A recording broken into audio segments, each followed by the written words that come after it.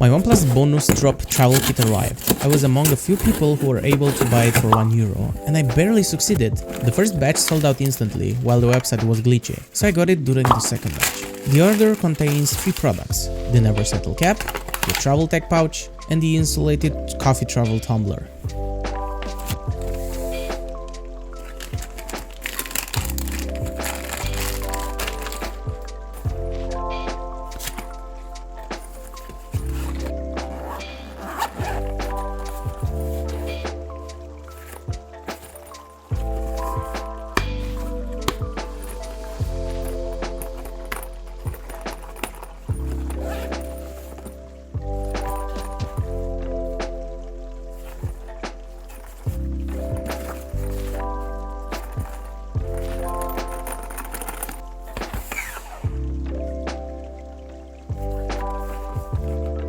Also, how is this supposed to carry my coffee if the box says it's only up to 50 degrees? I'm sorry, what?